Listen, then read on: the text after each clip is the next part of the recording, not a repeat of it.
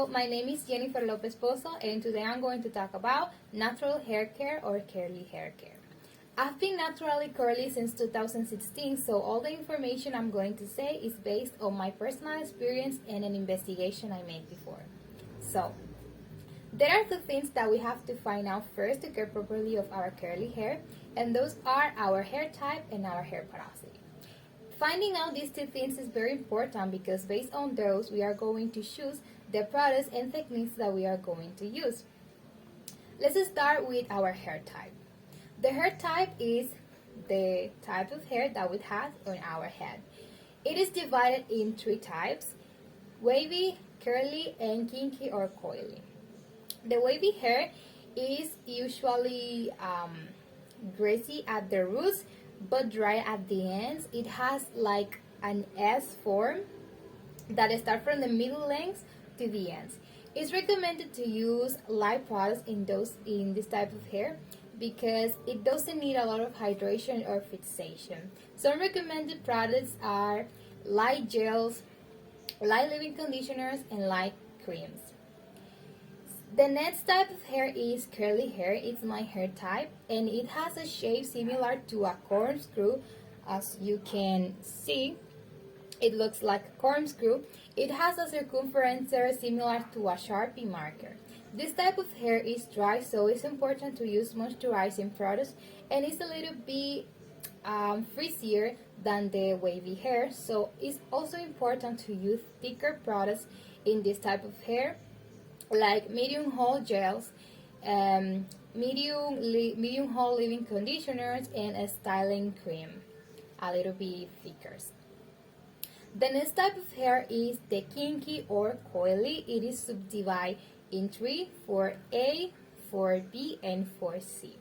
This is the thinnest type of curls. Its curls are very thin and it has like a Z shape, forming like a zigzag.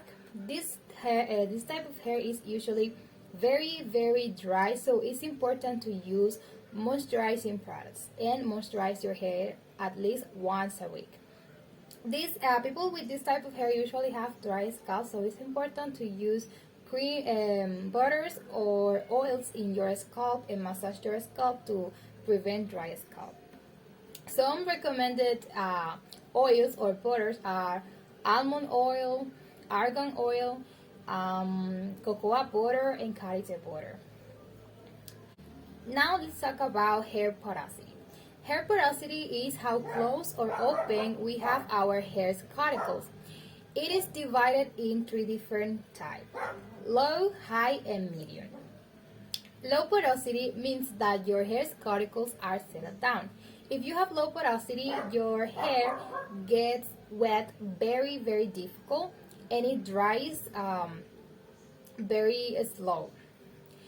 If you have low porosity, it's recommended to avoid protein-rich products since protein seals down your hair cuticles. So low porosity already has sealed down hair cuticles.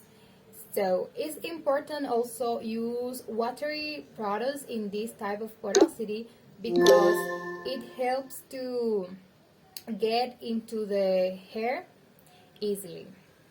The next porosity type is high porosity. This is the opposite to low porosity. If you have high porosity, it means that your hair gets wet easy but also dry easy. The moisture and the ingredients, the products that you use in your head, the mask, are gonna enter to your hair cuticle easily, but it also is gonna go out easily. So it's important to use protein-rich products in this type of porosity because this helps to settle down the hair cuticles. And if you have high porosity, your hair cuticles are very open. The next porosity type is medium porosity. This one is like the perfect one. Your hair cuticles are not too open but not too close either.